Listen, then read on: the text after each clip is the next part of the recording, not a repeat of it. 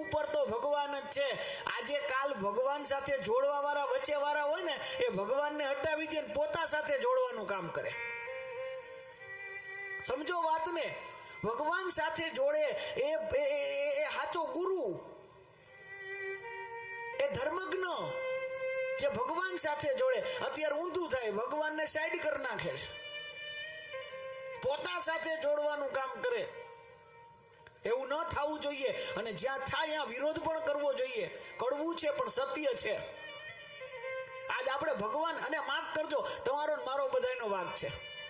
અહીંયા તમે ઈ જ ભૂલ કરો છો.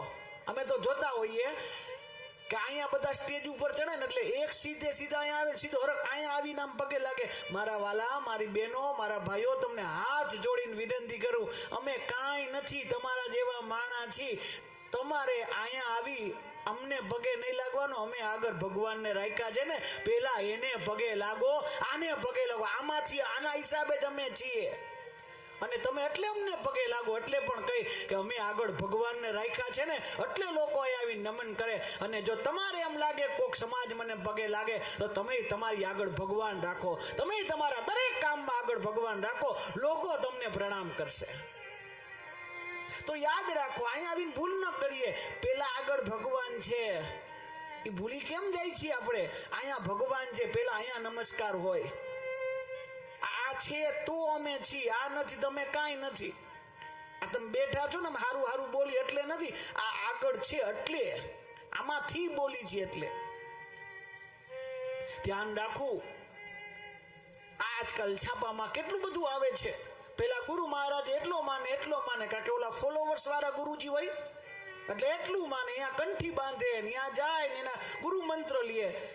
પછી બીજે દિવસે ગુરુ મહારાજ છાપામાં આવે એટલે ઘરનો ફોટો ઉતરી જાય.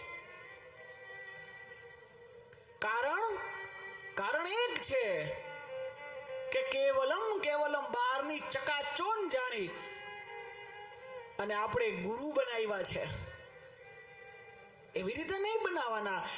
એના જીવન ચરિત્ર બોલતા હોય. મારા વાલા, અમે કેટલાય સાલુન કેલીન ટીલા ટપકા કરતા હોય તોય આમ જો તો નહીં. અને કોક એવો સાધુ સંન્યાસી હોય, કોઈ એવો ફકીર સંત આવી જાય, મારા વાલા, એને જોઈને નમન થઈ જાય. કારણ એક છે, એના ચરિત્રમાંથી સુગંધ આવતી હોય. એને અત્તરની સુગંધની જરૂર નહીં, એનું ચરિત્ર બોલતું હોય, ચરિત્રમાંથી સુગંધ આવે. તો કેવાનો ભાવ છે, આ પાખંડ નો વધેની જવાબદારી સમાજની છે.